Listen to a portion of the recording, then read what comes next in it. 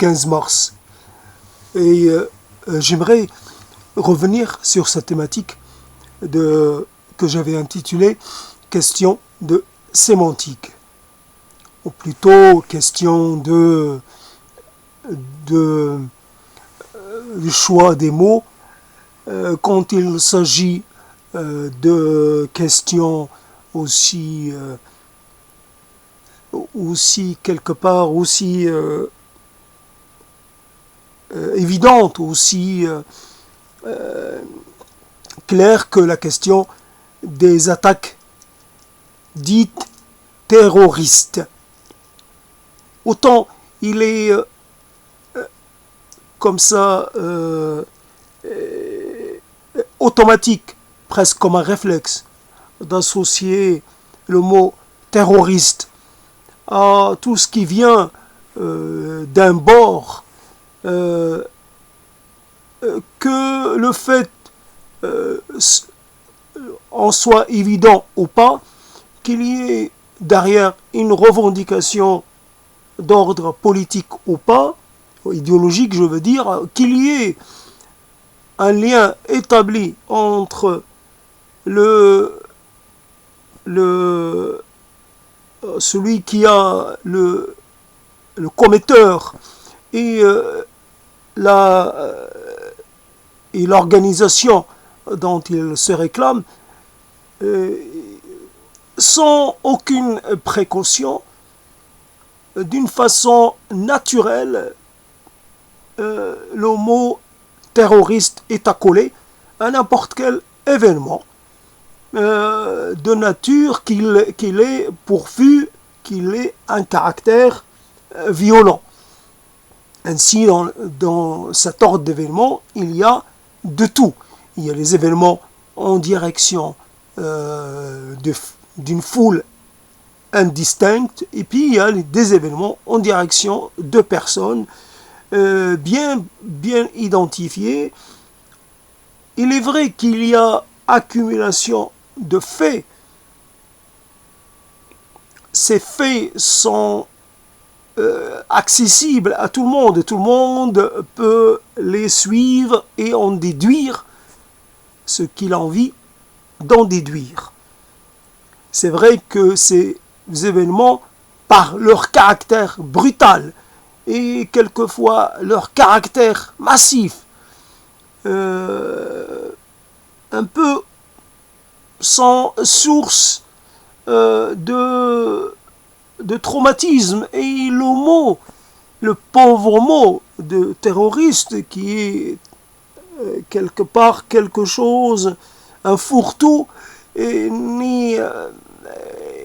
c'est en dernier recours quelque part, parce qu'on n'a pas un autre mot que celui-là pour parler d'un certain nombre de gestes commis par des individus très différents les uns des autres. Certains sont commis par des êtres solitaires, totalement détachés de toute organisation, et qui trouvent la manière de s'illustrer parce qu'ils savent que leur acte aura un impact, aura une certaine leur conférera une forme de reconnaissance, même inversée, même à l'envers, même négative.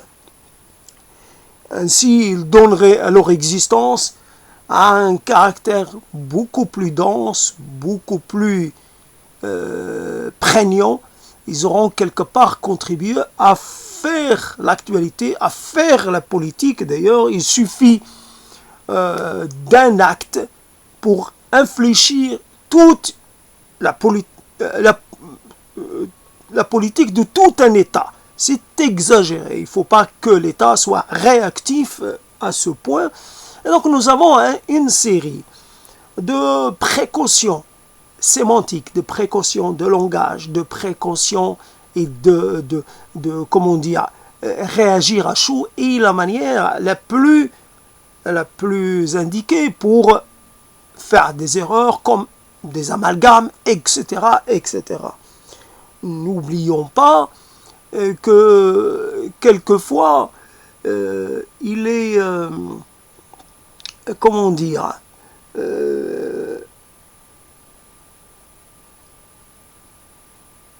là il s'agit, pour aujourd'hui il s'agit du 15, aujourd'hui il s'est produit quelque chose qui, par son caractère massif, normalement devrait produire un choc. Et même si cela s'est produit dans un pays très lointain, la Nouvelle-Zélande, l'hémisphère sud, l'hémisphère austral, etc., etc., cela est loin. Mais n'empêche que la proximité n'est pas tant géographique que culturelle et politique et autres. Cela peut-être que l'Australie la Nouvelle-Zélande peut aussi entrer dans la catégorie Occident. Souvent dire non pas seulement l'Occident géographique, mais l'Occident un peu d'un point de vue de la civilisation, d'un point de vue des valeurs, d'un point de vue de l'histoire. Et pourtant, il n'y a pas eu de mobilisation, il n'y a pas eu de réaction ou de surréaction, comme c'est le cas, pour ce type de choses. Beaucoup d'hésitation à qualifier ça de terroriste directement, puisqu'il s'agit là, il s'agit non pas de la mort de 2, 3 personnes, non pas d'une personne, que la ministre, un acte commis par quelqu'un que la ministre a qualifié, la ministre de la Justice. Il faudrait aussi l'appeler, faudrait qu'elle soit aussi la ministre de la Justesse, qualifier un acte isolé comme un acte commis par un individu, a priori, normalement, il ne devrait pas être armé, mais qui a eu accès, on peut dire un fou, le geste d'un fou. Pourquoi un geste terroriste? Il existe des fous, il existe des gens désespérés, il existe des gens, je ne sais pas, dans des situations un peu particulières. Et il s'agit souvent, dans certains cas, le cas d'actes commis, il s'agit souvent de gens déséquilibrés. Il ne s'agit pas de gens ayant un bagage, un background idéologique, avec une vision précise de l'histoire, avec lecture de l'histoire, avec une sorte de choix, avec une sorte d'argument. Souvent, les gens, comme ça, commettent un acte, et ils apparaissent comme c'est des anonymes qui sortent un peu, qui brisent les lois de l'anonymat.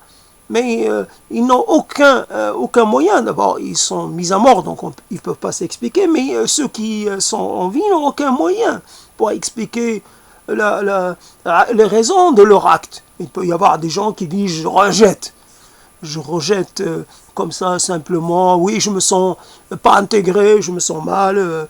Ou alors certains pourraient dire oui, c'est ce qui se passe en Palestine, etc. Voilà, ça m'a donné. Fondamentalement, ça ne tient pas la route, c'est trop léger comparé à ce qu'a produit l'assassin.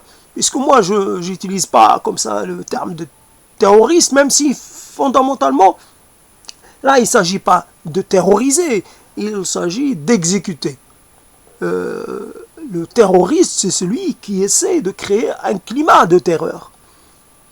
Mais ce climat de terreur, quand il s'est agi des attentats, je ne sais plus dans quelle ville d'Italie, commis par l'extrême droite, et qui comptait en fait de Bologne, si mes souvenirs sont bons, attentat à la gare de Bologne, peut-être que je me trompe sur la ville, mais il s'agissait de provoquer une réaction réaction dure de la part du pouvoir. Je ne sais pas dans quel but, mais il s'agissait de provoquer une réaction dure de régime, peut-être dans l'idée de faire appel à des gens forts. Et à ce moment-là, peut-être des gens se seraient proposés, on aurait fait une sorte, il y aurait un peu des gens durs auraient pris un peu les rênes du pouvoir, auraient un peu se serait emparé de l'État. Je ne sais plus dans quel était exactement le positionnement et l'arrière-pensée assassins de Bologne, mais il y avait comme ça une vision un peu sur le moyen terme ou le court terme de l'évolution de la chose. L'explosion ou l'attentat explosif dans la gare ne visait pas à tuer des gens, mais plutôt à provoquer une réaction. Et voilà un peu, ce n'est pas une population qui devait être terrorisée, mais un pouvoir qui devait être obligé, poussé à agir dans une direction précise. Là, quand il s'agit de quelqu'un qui agit, il ne s'agit pas d'un terroriste, mais il s'agit d'un tueur, tout simplement. Quelqu'un qui tue parce que pour lui, il s'agit, comme dans une bataille, il s'agit de tuer un maximum d'ennemis, que les autres se mettent à se sentir terrorisés, c'est leur problème. L'essentiel, c'est de ne pas provoquer une réaction de terreur simplement, et de faire en sorte, soit de tuer tout le monde, soit de faire en sorte que les autres, terrorisés par le degré, par l'énormité de l'acte, se sentent, prennent peur et quittent le pays. Comme ça, on a une idée. Derrière, il faut pousser les gens, non pas cette fois-ci, non pas pousser un gouvernement à prendre des décisions dures, à voter des lois d'exception, mais plutôt à pousser une population ou à régler un compte, tout simplement. Ça peut être simple, régler un compte avec une population. Il s'agissait, comme cette histoire de sémantique, pourquoi finalement ça revient sur la question beaucoup plus large, mais néanmoins actuelle et toujours présente, celle de nommer l'autre. Ainsi, à un moment ou l'autre, dans un certain type de circonstances, on va le nommer le terroriste. À un autre moment, on va nommer l'étranger. À un autre moment, on va nommer l'immigré. À un autre moment, on va nommer la racaille. À un autre moment, on va nommer le clandestin. À un autre moment, on va nommer l'exogène. À un moment, il y a toujours une dénomination. La catégorie de blanc, qui est étrangère, qui est, comment dire, totalement étrangère au champ sémantique français, s'est imposée, continue de s'imposer, introduite par certains dans un certain F, parce qu'il y avait là un sentiment de quelque part comme si des gens allaient se mélanger à d'autres gens, et la meilleure façon trouvée, c'était d'appeler les autres différemment de soi. Ainsi, les autres, évidemment, institutionnellement, ils sont français, donc on ne peut plus les nommer les étrangers, on ne peut plus les mettre dans une autre condition identitaire. Alors il faut, pour qu'il y ait toujours la distinction, ça n'a pas suffi le basané, le nord-africain, le musulman, puisque on peut trouver quelqu'un de basané, mais qui est français, né en France, évidemment, la loi du sol, pardon, pour quelque chose, et donc, j'imagine que ça dérange un certain nombre, la loi du sol, et puis il y a, donc il peut dire qu'il est français, qui n'a rien à voir avec l'Afrique du Nord, qui ne la connaît pas, et qu'il se positionne d'abord comme un citoyen français, et qu'il n'est pas musulman, donc on ne peut pas lui appliquer les catégories qu'on appliquait habituellement. Donc à ce moment-là, puisqu'il se réclame de la francité, alors à ce moment-là, il faut trouver quelque chose pour le maintenir à l'extérieur. pour le maintenir dans une altérité qui ne pourra jamais abolir. Donc la catégorie de blanc veut dire qu'il est différent. Il est français, mais il n'est pas blanc. Voilà les non-blancs. Après, on va penser que les blancs sont en minorité, sont en danger. Ainsi, on a accolé deux termes qui normalement on ne devrait pas. On a accolé le terme de racisme et blanc, racisme anti-blanc. Donc voilà un certain F, puis on va voir ce qui va se produire comme discours là en Norvège, la récupération de cette dite littérature, de cette monstruosité inventée par l'auteur de l'Identité malheureuse et autres, ce personnage sinistre, ce sinistre personnage, et qui, quelque part, je ne sais pas ce qu'il éprouve comme manque, et qu'il trouve la matière à sortir tout ce qu'il a de plus, de moins ragoûtant, tout ce qu'il a, normalement, tout ce qu'il devrait refouler, comme nous tous, nous avons à refouler certains de nos sentiments, parce que nous les estimons impubliables, impartageables. Nous avons tous une part sombre, si l'on peut dire, si on peut rester dans ta couleur. Non, nous avons tous une part que nous n'aimons pas.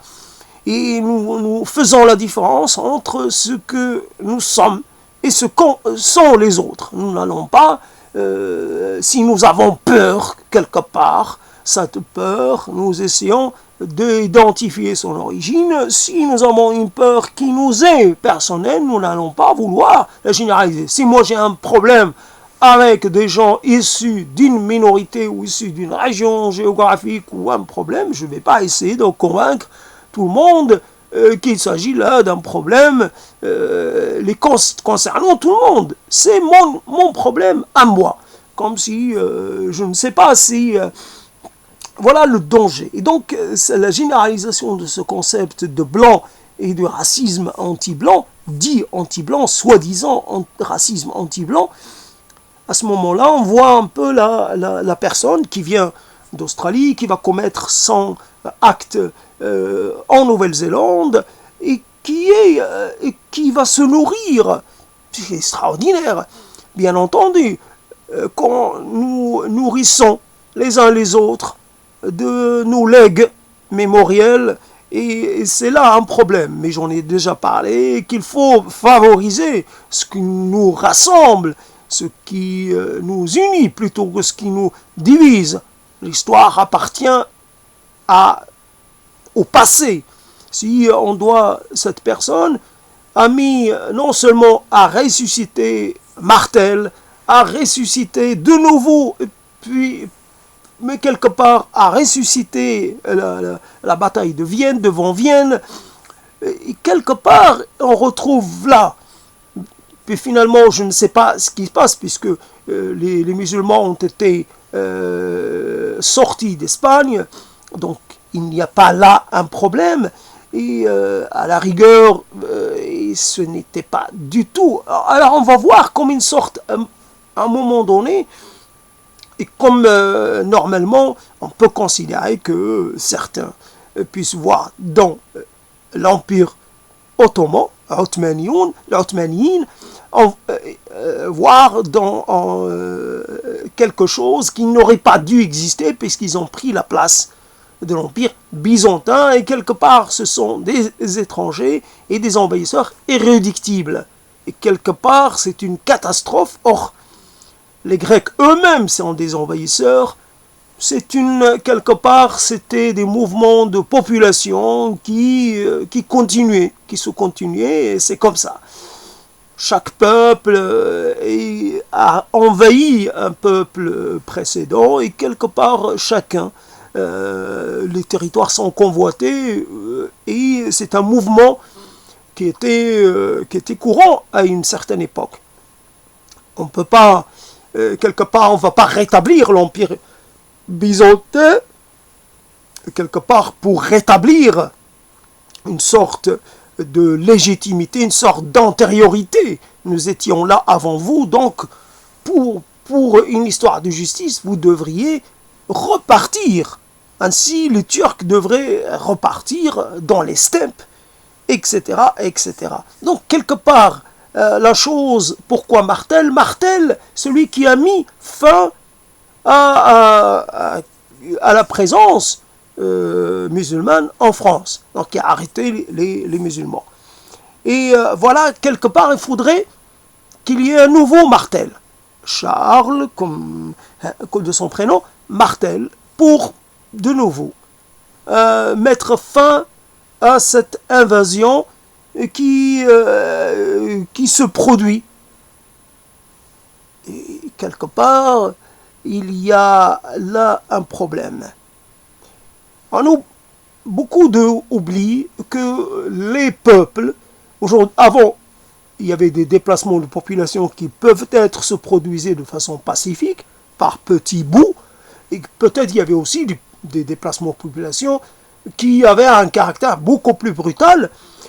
N'empêche, l'humanité ne va jamais cesser de se déplacer. Aujourd'hui, quelqu'un qui quitte son pays, on va dire qu'il laisse la place à quelqu'un d'autre. Ainsi, selon un peu, c'est un mouvement qui est peut-être se déroule sur la longue durée, et quelque part, les mouvements de population sont tout ce qui est de plus normal. Parce que le territoire, on ne le possède pas de façon permanente. Et puis, là, il ne s'agit pas de déplacement de population massive, il s'agit, et pas d'une seule population. Les musulmans, il s'agit de beaucoup de déplacements, beaucoup de gens, de toute religion et de tout lieu. Et si, n'oublions pas, à cette époque de Brexit, à Londres, à London, il y a plus de Français que d'Anglais en France. Et cette histoire de Brexit, il y a beaucoup de Français, et ils ne sont pas considérés comme des envahisseurs, ils ne se voient pas comme des envahisseurs, pourtant ils sont présents en nombre à London. Et puis il y a ceux qui étaient les moins désirés, c'était les Polonais, j'imagine, les Roumains, et voilà.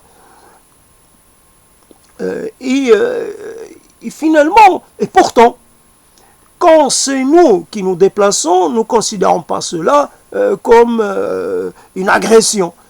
Et voilà la chose. Donc, ceux qu'on appelle musulmans, bien entendu, se déplacent.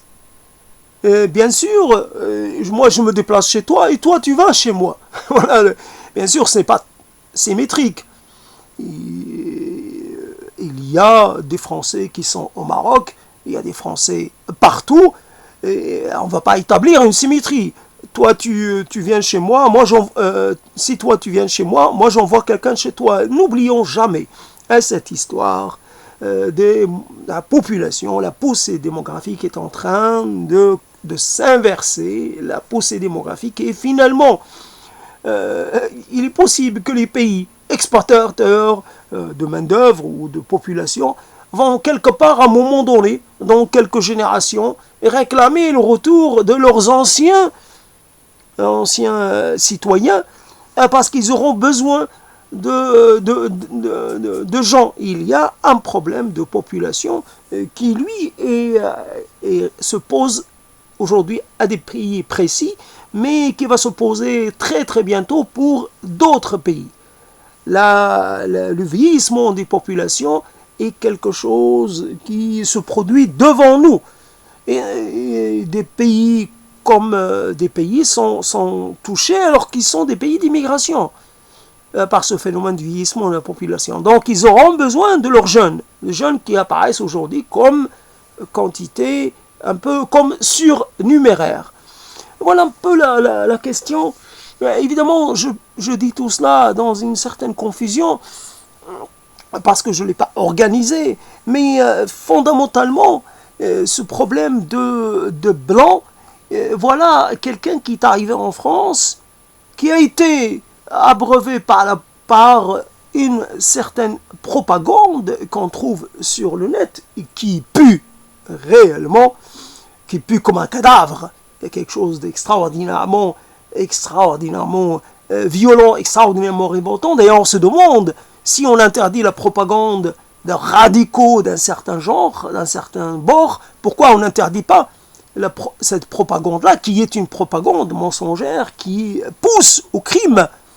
Quand on parle d'invasion, quand on parle de remplacement de population, on peut pousser certains à se lancer dans le crime pour, quelque part, se positionner comme des sauveurs, comme des éveilleurs de conscience, comme des sortes de combattants pour cette cause-là. Je voudrais juste quelque chose à laquelle j'avais pensé. Ces gens qui mettent sous la dénomination de blanc un peu tout le monde, et qui inventent des couleurs. Le jaune, le rouge, le machin, concrètement, je ne vois pas de rouge, je ne vois pas de jaune, je vois des bruns à différentes nuances, c'est tout ce que je vois.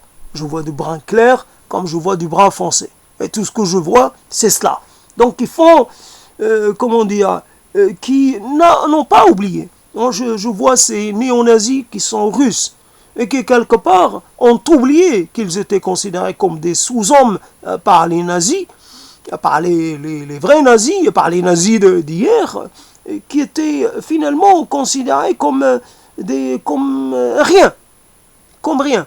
Si aujourd'hui ces gens se lancent aussi dans le combat pour la suprématie, non pas pour la suprématie, parce que certains, évidemment, ont dépassé le stade de la suprématie et se voient en danger. Donc ils ne sont plus suprémacistes, ils sont carrément, ils se disent nous défendons, nous sommes attaqués. Suprémacistes, c'est autre chose. Mais ils sont tous dans le délire de la blanchitude. Et donc finalement, il n'y a pas de race blanche à défendre ou à pas défendre, puisque finalement, tous les groupes humains sont traversés par des contradictions, et dans tous les groupes humains, il y a des gens qui vivent bien et des gens qui vivent moins bien, des gens qui sont considérés comme rien, comme on dit, les petits blancs miséreux, les déclassés, tout ce qu'on veut. Il y a la question sociale est une question transversale et non pas une histoire de couleur ou de nuance de peau. Voilà un peu la question. Si gens se trompent de bataille, évidemment, on ne peut pas convaincre ceux qui sont déjà convaincus par leur idéologie. Il y a des gens qui sont en déshérence, qui sont prêts à sauter sur n'importe quel corpus un peu qui apparaît comme bien structuré. Ils l'adoptent. Celui de Norvège, l'assassin norvégien, a beaucoup écrit. Celui de l'Australien a beaucoup écrit aussi. Bien entendu, sûrement, cette littérature est disponible à profusion sur le net, sans aucun problème. On peut même faire des copier-coller, il n'y a pas de problème. Mais ce qui m'a étonné, c'est le background. C'est tout tout ce qui a été assemblé par cette personne. Ça me laisse quelque part, ça me laisse songeur, parce qu'il s'agit là vraiment de quelque chose qui n'est plus, imaginons que quelque chose comme ça, qu'un argumentaire soit basé sur ce qui s'est produit comme assassinat en France, par exemple, ou en Allemagne, dernièrement, dans les 3 ou on va dire même 4 années dernières. L'existence de cette littérature, ou de cette littérature de rejet absolu, et préexiste à cela. L'idée de se débarrasser de toutes les façons possibles des exogènes est quelque chose qui est antérieur. Si on justifie une attaque meurtrière contre des gens par la commission d'autres actes ailleurs, ce n'est pas vrai. Ça, c'est juste un prétexte. La réalité, c'est que cela préexiste depuis longtemps. Et cette cette littérature qui était confidentielle, qui était réservée à des cercles bien précis, comme un peu quelque chose de totalement de sulfureux, quelque chose de qu'on ne peut obtenir que parce qu'on connaît quelqu'un, et il faut aller dans des lieux un peu précis, un peu c'est quelque chose qui était confiné, qui était presque clandestine, qui était maintenant elle est au grand jour, disponible à n'importe quelle heure. On n'a pas besoin d'aller frapper à la porte d'une librairie avec un code, etc., être introduit par quelqu'un de confiance et tout, fréquenter des gens à l'allure un peu louche, etc., des skins et tout ce qu'on va. On n'a pas besoin de fréquenter, d'adhérer, peu importe, d'assister à des réunions pour bénéficier, si je puis dire, de cette littérature. Et cette littérature est accessible. Et c'est cela que les pouvoirs publics doivent un peu regarder de près. C'est vrai, quand il y a eu l'arrestation des gens qui préparaient des attentats, non plus ça n'a pas fait beaucoup d'écho. Ça n'a pas duré très longtemps. Et pourtant, ces gens-là étaient prêts de passer aux actes. Et était prêt à faire dans la violence pure. Bien entendu, la France a fait payer cher à des commanditaires réels ou supposés des actes qui se sont produits en France. Bien entendu, il s'agit d'un problème beaucoup plus large. Que des gens nés en France, qui se sentent tout de même français, même s'ils se sentent un peu aussi autre chose en plus, ces gens-là ont un peu acquis la certitude qu'ils étaient considérés comme des gens moins en tout, qui n'avaient pas à bénéficier de la même considération que les autres, qu'ils devaient un peu rester à leur place. Des gens étaient minorés, méprisés. Il y a là quelque chose, un climat. Le mot racaille et signifie bien ce qu'il signifie. Il signifie qu'il y a là l'ultime degré du mépris qu'on peut adresser à un être humain. Ces gens-là, certains passent à l'acte, certains déclarent leur haine.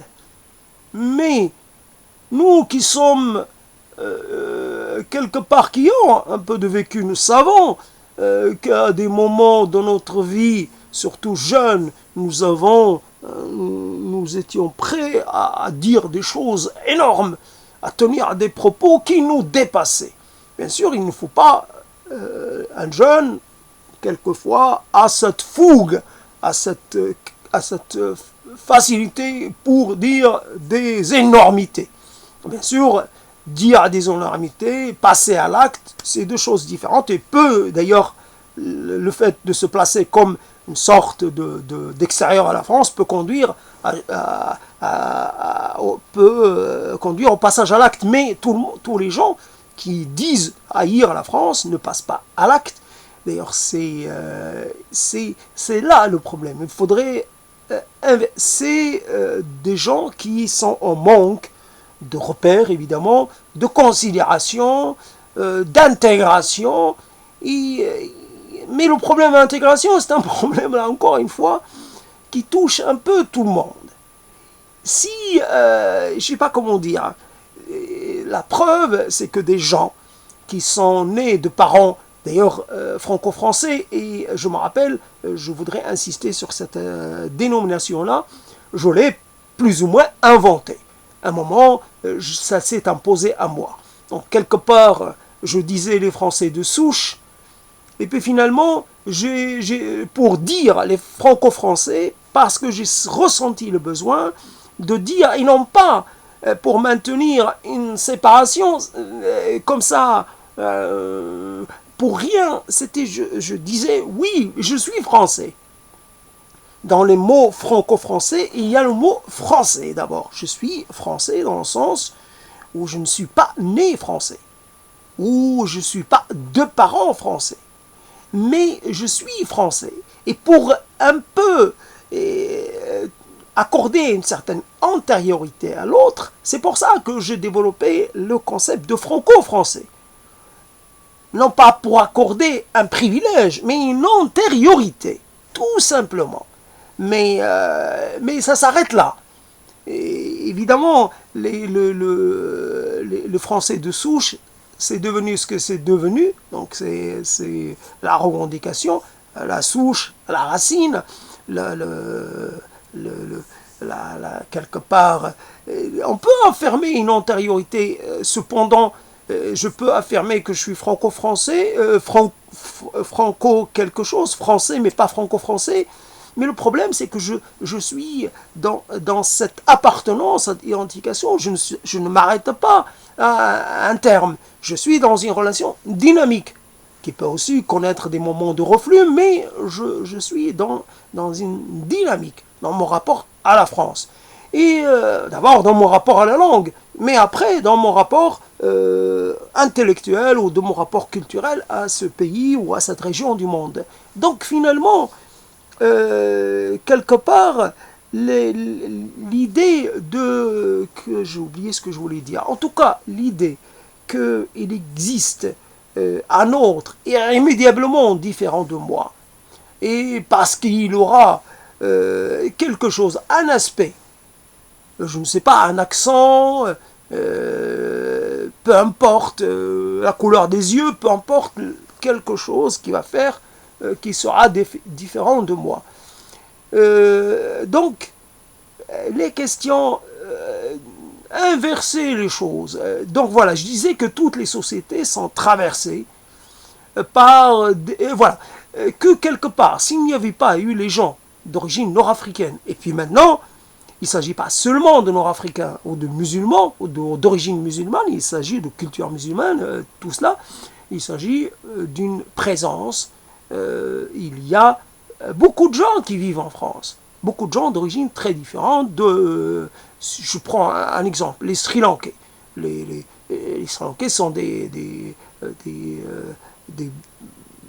peut-être non pas bouddhistes, mais hindouistes, je ne sais plus. En tout cas, il y a une communauté, comorienne.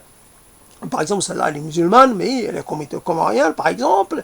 Il y a la communauté sri-lankaise, il y a d'autres communautés. Il n'y a pas que, bien sûr, quelque part, l'Afrique du Nord, c'était ce qui était à côté. Maintenant, il y a des gens qui viennent de très loin, ou des gens qui ne venaient jamais en France parce qu'ils étaient de culture anglo-saxonne et qu'ils allaient plutôt vers les pays parlant anglais.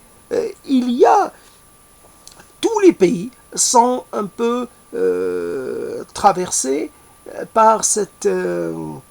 qu'est-ce que je voulais dire j'ai oublié.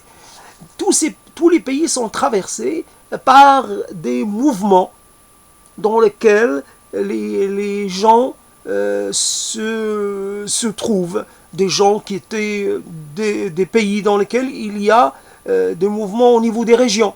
Des gens qui étaient dans une région et c'est une région qui se déplace dans une autre région. Aujourd'hui, s'il n'y avait pas de problème de frontières, les gens se déplaceraient beaucoup plus, quitteraient leur pays. Aujourd'hui, il faut des tas d'autorisation pour pouvoir résider, se déplacer, résider dans un pays. Partout, c'est un combat assez difficile et même les pays les plus marginaux demandent des tas de papiers pour accorder le droit, pour vous accorder le droit de séjour ou de résidence. Et voilà, il y a des mouvements, on va dire, ces mouvements, est-ce qu'ils sont à l'échelle d'un continent, est-ce qu'ils sont à l'échelle d'un hémisphère, est-ce qu'ils sont à l'échelle de la Terre entière, des mouvements de population, que ces mouvements se produisent à l'intérieur d'un pays politiquement identifié, parce que l'exode rural va aussi bouleverser les équilibres un peu géosociaux, etc., dans une ville, etc., etc. Les déplacements font partie, on appelle ça la mondialisation peut-être, mais les déplacements, et cette mondialisation n'est pas qu'économique, elle est aussi parce qu'il y a une proximité culturelle, parce qu'il y a la présence de la culture de l'autre chez soi, ce qui fait que on a envie d'aller voir l'autre, ça fait naître un désir de l'autre, et ce qui fait que il n'y a pas que le prétexte économique, que le besoin économique qui fait que les gens se déplacent, il y a une curiosité de l'autre, et voilà, un peu ouvrir plutôt que de fermer, et plutôt offrir des perspectives plus intéressantes à des jeunes un peu désœuvrés, plutôt que ces perspectives fermées de la blanchité ou de la race blanche, j'allais dire arienne. Pourquoi pas? Est-ce qu'on on est là? Pourquoi ne pas préciser encore plus? C'est cela. Donc le problème est là. L'histoire n'a pas pour vocation de continuer d'alimenter les divisions. L'histoire doit plutôt être un vecteur enseigné. Bien entendu, avec ces programmes nationaux, ces programmes qui construisent une légende, qui essaient de construire ce récit national partout, diffusé à tout le monde, bien sûr, l'existence. D'ailleurs, en ces temps de campagne et d'élections européennes, pourquoi ne pas penser l'idée d'une sorte de récit européen, sorte de programme européen qui viendrait un peu exister en même temps que les programmes nationaux, l'histoire, culture européenne, dans laquelle on mettrait ensemble quelque chose qui va faire naître cette conscience globale dans laquelle on insisterait plus sur ce qui rapproche les Européens plutôt que sur ces histoires qui les ont divisés et qui continueront à les diviser. Si chacun de nous commémore ces victoires, qui sont d'abord des victoires contre les Européens, les uns les autres, il faudrait arrêter avec les commémorations de toutes sortes, puisqu'on est dans un esprit de concorde. Il faut cesser les commémorations et considérer cela comme du passé. Nous allons faire la paix une fois, le choix de la paix une fois pour toutes, un choix de la coopération, le choix de l'intégration, et c'est bon. On arrête avec les récits nationaux, bien sûr. Donc cela est quelque chose qu'on peut dire. Après, il faudra attendre longtemps pour que cela se réalise. Donc voilà à quoi ça conduit un peu le développement un peu sauvage de cette idée. Et quelque part, cette prise de décision, prise de distance par rapport à ce qui s'est passé en Nouvelle-Zélande, j'aurais bien aimé qu'elle ait été un peu... J'ai vu que les lumières allaient être éteintes au niveau de la tour Eiffel. J'ai vu une émission qui était une émission d'une réactivité extraordinaire, une réactivité absolue, qui continue sur le Brexit au lieu de s'occuper, puisque finalement c'est une émission d'une réactivité étonnante et assez sidérante. Pourquoi il n'aurait pas changé un peu sa programmation? Et puis tout le Brexit, ils en ont assez parlé, et puis qui parle un peu de ces actes commis par des turifères de la suprématie blanche ou des choses dans ce genre. Des gens qui... et puis demander à ce que on s'attaque à cette propagande de façon beaucoup plus sérieuse et beaucoup plus rigoureuse, qu'on s'attaque à cette propagande qui prépare le terrain à des actes violents. Évidemment, nous il ne faut pas non plus Comme par exemple, ils en ont fait dans cette émission des choses sur les mass shooting, les tirs de masse. Ici, on les appelle, je ne sais pas, les meurtres de masse ou je ne sais plus comment on les appelle, mais en tout cas là-bas, donc si on traduit littéralement mass shooting, c'est tir de masse, tir un peu. Et puis, c'est quand on est en France, on prend cela, on entend parler de cela. Ça fait une bulle énorme. Et puis, on oublie quelquefois, on n'oublie pas tout le temps, mais on oublie quelquefois qu'il s'agit de phénomènes récurrents. Que les mass shootings sont, quelque part, font partie de la culture, hélas, nord-américaine. Et puis, la distance qu'on a prise, c'est-à-dire le fait de continuer un peu à s'occuper du Brexit, à s'occuper du sort du débat public, à s'occuper du climat. Il n'y a pas eu de manif, il n'y a pas eu de, je ne sais pas, de dépôt de gerbes, j'en sais rien, il n'y a pas eu ce genre de réaction émotive, il n'y a pas eu de... au niveau de l'information, on ne voit pas une insistance. Ça, on en parle, c'est en tête, mais c'est rapidement évacué. Et même, j'ai vu sur le site du Nouvel Observateur, c'était même pas à un moment donné, c'était même pas en premier. C'était, bien entendu, quand le monde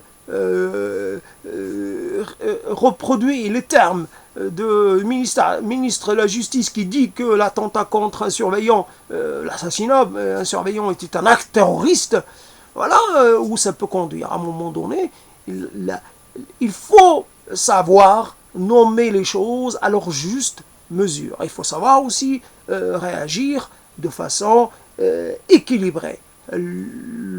L'émotionnel n'a rien à faire, ou alors il faudrait qu'il soit comment dire, désiré par les pouvoirs publics. Mais là, de là à s'appuyer sur l'émotionnel, à se laisser avoir par l'émotionnel et faire en sorte d'appliquer des lois encore plus coercitives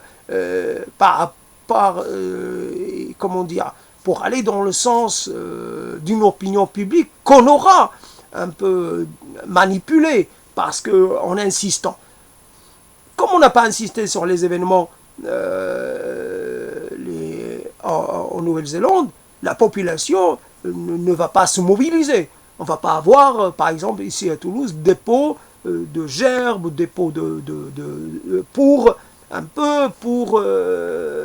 participer à l'élan émotionnel global. Il n'y a pas. La vie continue. Alors que quand il y a quelque chose qui se passe en France ou en Allemagne ou des choses comme ça, proche, tout est bouleversé. Tout est bouleversé pendant un moment. On parle que de cela. Je ne dis pas on peut faire ce qu'on a envie de faire, mais il faut rester modéré. Il faut toujours, d'abord, il faut peut-être contextualiser quelque chose, la mettre dans un contexte. Évidemment, je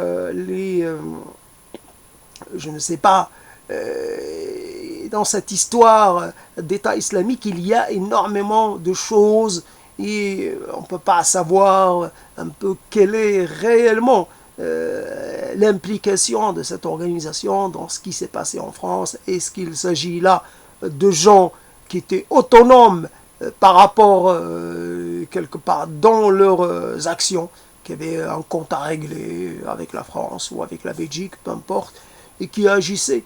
Et on voit, quelque part, il faut prendre,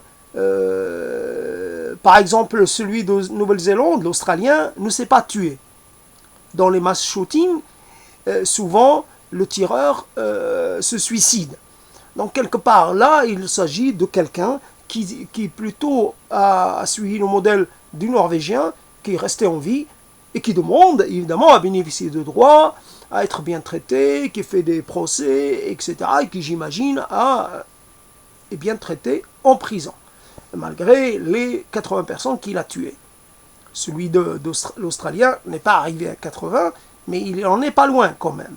50 personnes, c'est pas rien. Donc le problème, c'est que cette histoire-là, qu'est-ce que je voulais dire, il faut voir un peu savoir contextualiser. Il y a des gens qui agissent de façon individuelle et qui profitent d'un moment parce qu'ils savent que leur action aura encore plus sera plus amplifiée de par la nature du moment. Il y a de la haine qui n'a pas de fondement idéologique chez des gens, qui peut peut-être s'expliquer ou ne pas s'expliquer. Faut-il à chaque fois élaborer tout un discours pour un peu contextualiser la haine, n'empêche que, évidemment, on ne parle que de la haine qui a motivé le passage à l'acte. Mais il s'agit aujourd'hui d'y adjoindre ce qui s'est passé en Australie, qui est de la haine, qui a participé à la commission d'un acte, et que cette haine est présente sur des sites très faciles à consulter, très faciles à trouver, qui continuent leur propagande et leur fiel et à diffuser leur, évidemment, discours très orienté, anti-tout. Voilà, en fait, ce que je voulais dire. Voilà. S'il n'y avait pas eu les Nord-Africains, voilà, si cette niche un peu de classe dangereuse, il faudrait aussi là interroger la fonction un peu de la marge. Est-ce que toute société, peu importe ce qui la compose, elle ne génère pas une classe dangereuse? Cette classe va se comporter, va vivre sur les marges et va constituer une sorte de souci, une sorte de poil à gratter de la société tout entière. Est-ce qu'il n'y a pas automatiquement, si une classe, d'ailleurs voilà, ce que je voulais dire, c'était aussi introduire l'idée développée par certains qui parlaient de nihilisme dans l'adoption d'une idéologie extrême par des jeunes qui n'ont rien à voir avec le contexte arabo-musulman que partagent d'autres qui se sont un peu impliqués dans cette aventure. Et ces gens-là, il y a un désir dans la jeunesse. Voilà, quand je disais tout à l'heure, il y a un côté un peu extrême dans la jeunesse qui fait qu'on veut s'embarquer dans des actions. On veut appartenir corps et âme à un certain corpus, à un credo, parce que un jeune se sent quelquefois en déshérence, il a besoin d'appartenir à un groupe de façon totale. Et c'est ce besoin d'appartenance totale et de construire une sorte de collectivité fusionnelle presque, un peu remplacer sa famille d'origine, sa famille de sang, sa famille biologique par quelque chose d'encore plus fort, d'encore plus englobant, qui serait une famille politico-spirituelle, ou je ne sais pas comment on l'appelait, mais en tout cas, il y a un besoin, quelque part, quelque chose à faire, à prendre en compte à ce niveau-là. Il y a une prédisposition chez certains jeunes, comme on peut dire, prédisposition à basculer dans les addictions, prédisposition à basculer dans les appartenances extrêmes. Et comme le tueur australien est aussi un jeune, et là aussi, on peut voir qu'il y a, et évidemment, ceux qui produisent le corpus idéologique pour ces jeunes sont souvent des gens plus âgés, des gens qui savent ce qu'ils font peut-être, mais qui font cela peut-être avec beaucoup plus de froideur, beaucoup plus avec beaucoup plus de... Ils savent que quelque part, ils savent manipuler. Ces gens-là manipulent, influencent, et ils... voilà. Donc qu'ils soient d'un bord ou de l'autre, il faut prendre... ou alors, pour ne pas être dans la coercition et dans l'interdiction, il faut produire quelque chose, puisqu'il faut, dans la proposition, il faut produire quelque chose qui soit un peu, l'antithèse de ce qui se produit. Bien entendu, quelque chose qui montre qu'il existe une autre option, une autre lecture des choses. Il s'est passé dans l'histoire conflictuelle des peuples des rencontres, quelquefois des rencontres assez difficiles, et il s'est produit de ces rencontres entre des gens de pays différents. Il s'est produit dans le même pays beaucoup de guerres. La guerre de religion en France, par exemple, c'est les Français contre les Français. L'histoire est pleine de ces moments difficiles.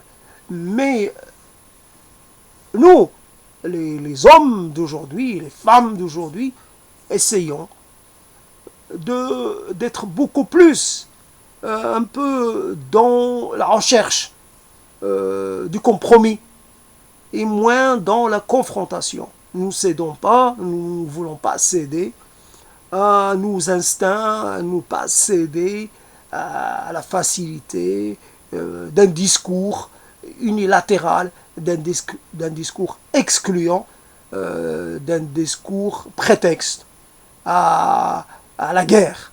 Nous voulons justifier ni appuyer aucune guerre. Et dans ce contexte, il faudrait donc une sorte de portail, une sorte de site contributif qui serait, lui, un peu, qui appuierait, qui insisterait sur cette chose que nous partageons tous.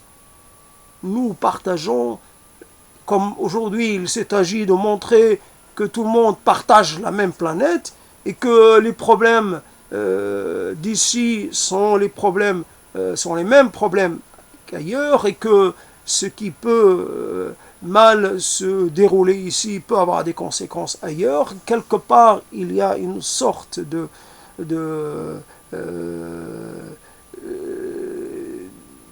d'unité dans la... il faut être ensemble pour pouvoir un peu prendre les décisions qui protégeront ou qui défendront tout le monde. Il faut se mobiliser ensemble pour veiller aux intérêts de tous. Et il s'agit du climat, mais le climat n'est pas la seule bataille à mener. La bataille idéologique se mène aussi sur le terrain des idées. Et pour contrer des idées, il faut des contre-idées, des contre-récits, des contre-propositions, des contre-arguments.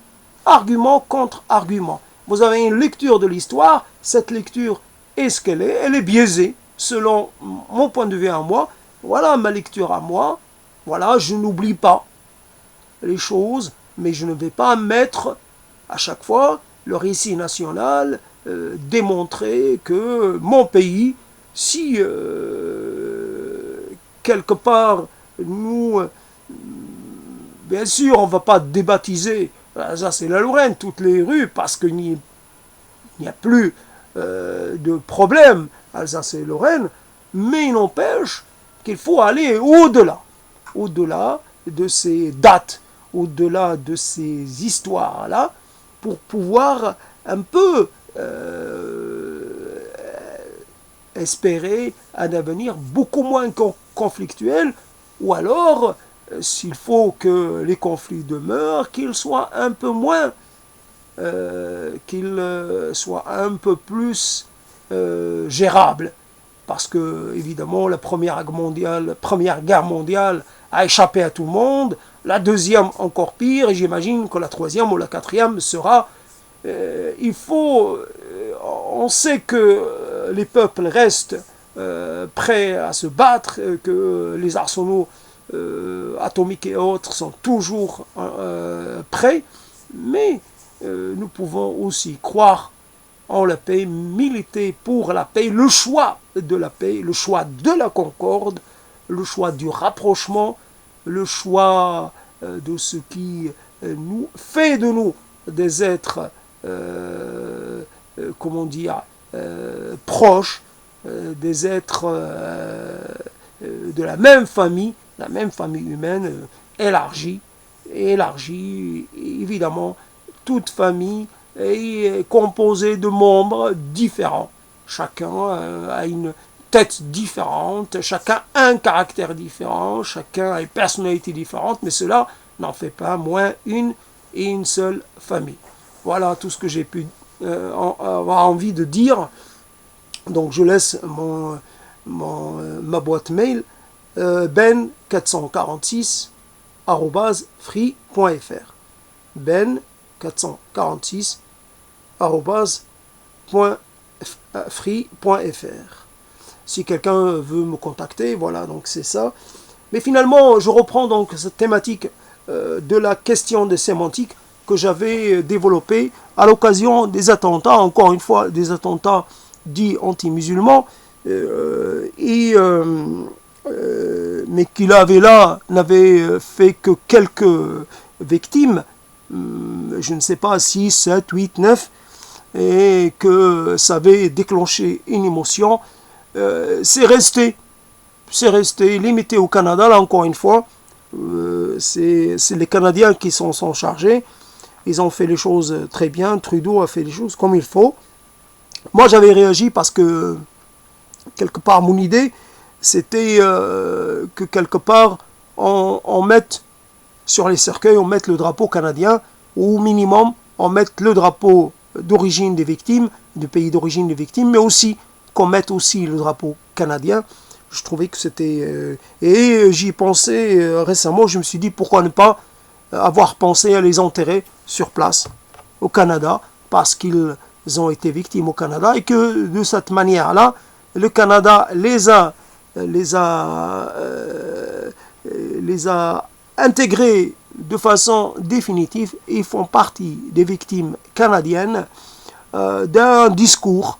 Et donc, je rappelle que ce n'est pas la première fois. Bien sûr, l'ampleur des assassinats n'est pas le même, mais ce n'est pas la première fois. Il ne faut pas l'oublier, mais il ne faut pas non plus s'en lancer dans les comptes. Je compte mes victimes, et toi tu comptes tes victimes. Il ne faut pas se lancer dans ces opérations-là. Il faut avant de dire comprendre, il faut anticiper, il faut essayer d'anticiper. Bien entendu, les choses ne sont pas réglées avec tout ce qui s'est passé. On ne sait pas, on a confié un peu la tâche, on confie la tâche à l'armée qui a fait, ce qu'elle a voulu faire dans les régions du Moyen-Orient et en Afrique aussi. Il y a des choses qui ne sont pas honorables parce qu'il s'agit là de meurtres et d'assassinats hors toute juridiction. Finalement, c'est des assassinats extra-légaux. Voilà. Et la République ne s'honore pas de cette pratique-là. Elle a dû concerner des centaines de gens. Et c'est des centaines de combattants. Des combattants qui n'étaient pas partis pour combattre la France, mais qui étaient partis pour combattre Bachar. Il ne faut pas l'oublier que la mobilisation, comme pour l'Afghanistan, s'est faite d'abord pour lutter contre, pour apporter un soutien à la grande majorité du peuple syrien qui souffrait de la répression du régime. Et comme d'une certaine façon, beaucoup étaient là-bas pour se battre contre le régime. Après, les choses ont peut-être pris un tournant différent pour certains, mais ceux qui étaient prêts à prendre les armes contre leur pays d'origine sont sûrement une minorité. Après, les choses peuvent un peu se dégrader, Et on peut avoir des choses auxquelles on ne pouvait pas s'attendre, du genre, le problème est toujours qu'il y a une telle utilisation des actes qui peuvent se produire dans le pays. Par exemple, je me rappelle, en 91, en 90, quand peut-être en 90, je ne sais plus. En tout cas, quand la France a participé à la première guerre contre l'Irak, il y a des gens qui s'étaient un peu sentis un peu en danger, parce qu'ils se disaient, le premier soldat français qui tombait, il allait y avoir une vengeance un peu sur les territoires de la métropole, qu'on allait un peu se venger. Et il y a des choses comme ça. Quelqu'un qui, quelque part, quand il voit le traitement réservé aux événements qui peuvent se produire en France, des assassinats, qu'ils soient des assassinats contre des individus ou contre des groupes, quand on voit l'utilisation, on peut se dire que quelque part, vu que cette surmédiatisation et cette surexploitation, quelque part on peut se dire, mais pourvu qu'il les tue, comme ça, nous, en France, on ne sera pas dans une situation difficile. On ne sera pas dans une situation dangereuse. On ne sera pas dans une situation, on imagine, pas ce pouvoir-là, mais imagine un pouvoir autoritaire qui va se dire, comme on a fait pour les Japonais et les Américains, tous les Japonais ont été internés, on va dire tous les gens supposés musulmans. Les Japonais, c'était pas par une histoire de religion, mais c'est pour une histoire d'aspect. On va dire tous les Japonais, qui soient de première, deuxième ou troisième génération, tous internés parce qu'ils peuvent agir comme, ils sont tous considérés comme suspects. Et donc pour se protéger d'eux, on les a exclus, on les a internés jusqu'à la fin de la guerre.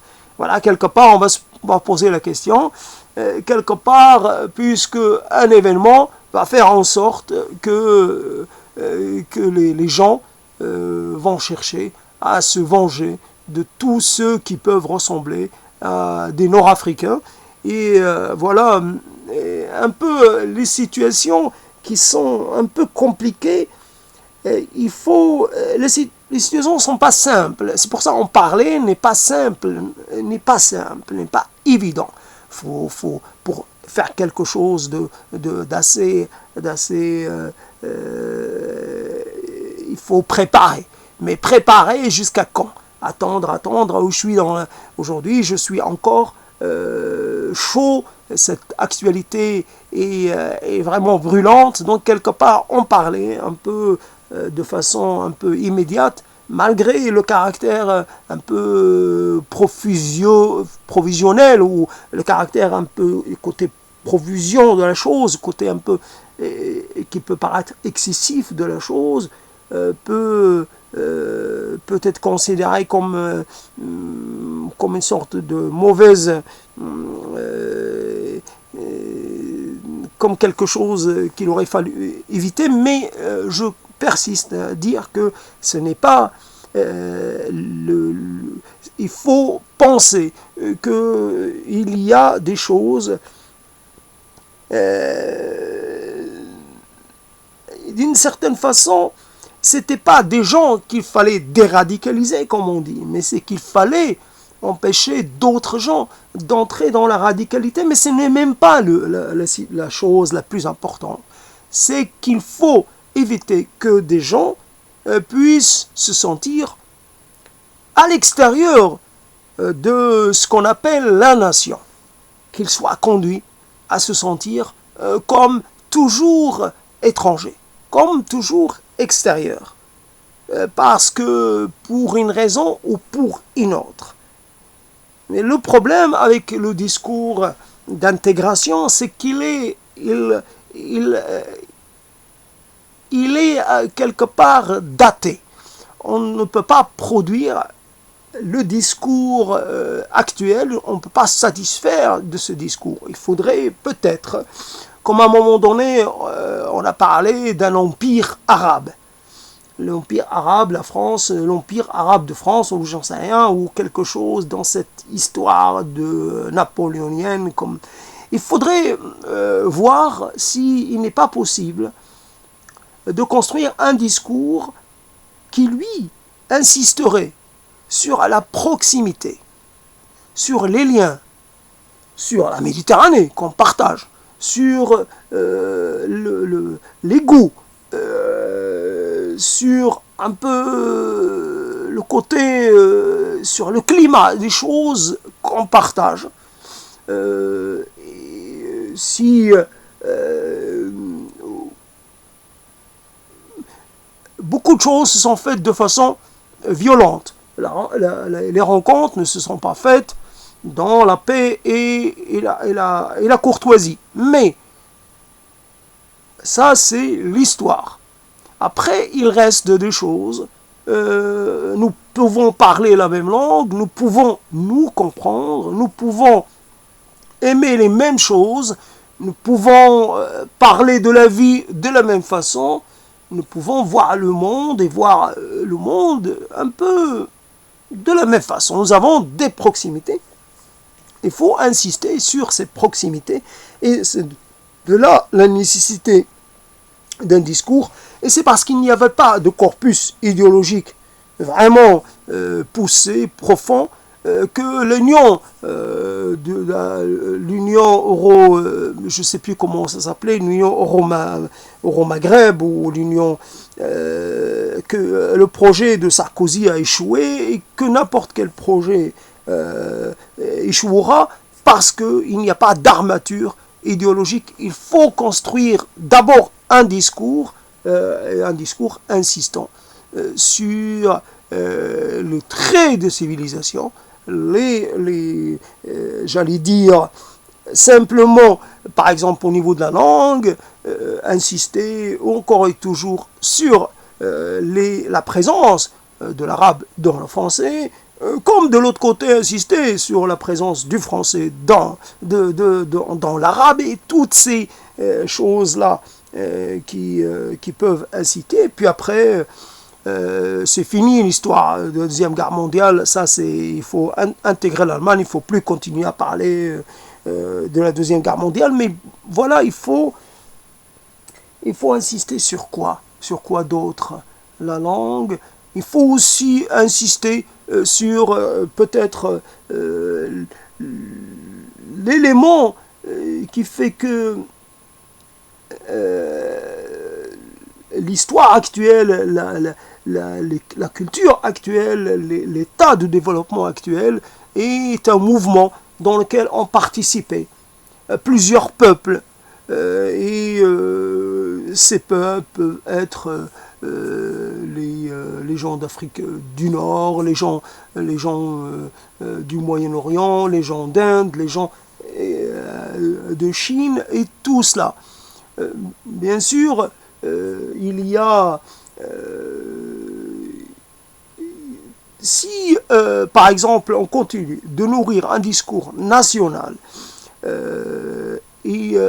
comment peut-on faire face au nationalisme d'autres pays qui sont, eux, aux dimensions d'un continent? Comment faire face au nationalisme chinois, au nationalisme indien, et à tous ces gens qui, eux, ont une seule vision pour 1 milliard et quelques de gens. Il faudrait développer, comme on parle d'une conscience européenne, d'un projet européen, quelque chose de supranational. Tant pis pour ceux qui ne seraient pas d'accord. Il y a toujours des gens qui ne seraient jamais d'accord avec n'importe quoi. Mais là, il s'agit de domaine de la culture. Il y a des gens qui ne sont pas d'accord avec le projet européen par ses aspects économiques, monétaires, etc. Ou le droit, au niveau du droit, etc.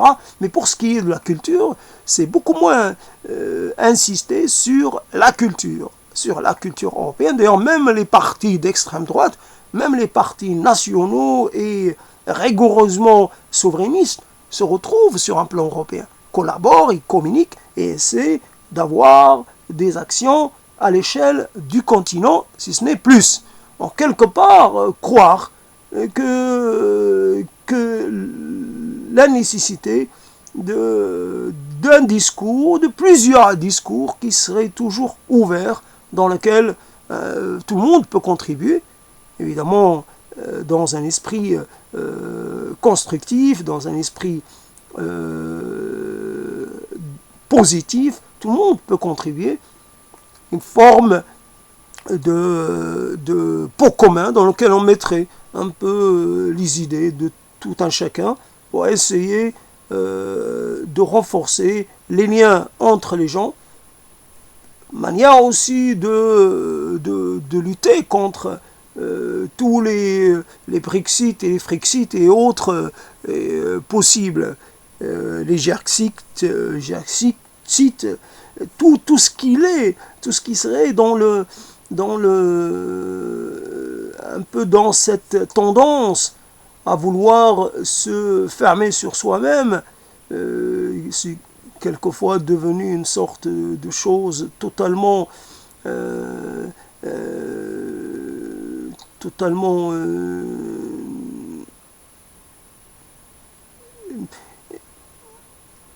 impossible à accepter dans un monde dans lequel nous sommes en contact avec les uns, avec les autres, à l'échelle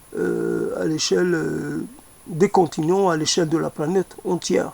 Nous partageons une conscience planétaire et non plus seulement une conscience continentale ou une conscience, alors encore moins une conscience nationale ou régionale. Nous devons, peut-être qu'il y a des éléments qu'on pourrions mettre ensemble, des éléments d'une identité régionale, voire une identité nationale, puis des éléments, puis oui, on peut essayer d'intégrer tout cela. Voilà. Voilà, donc c'était le 15 mars, cette histoire sur les questions de sémantique qui est réellement, qui est terroriste et qui ne l'est pas. En fait, un sens comme ça, je pourrais intituler ça comme ça, qui est terroriste et qui ne l'est pas, et qui, pour essayer de faire venir un peu, intéresser les gens à mon discours, qui est terroriste et qui ne l'est pas. Et après, donc, si vous voulez me contacter, toujours ben446@free.fr.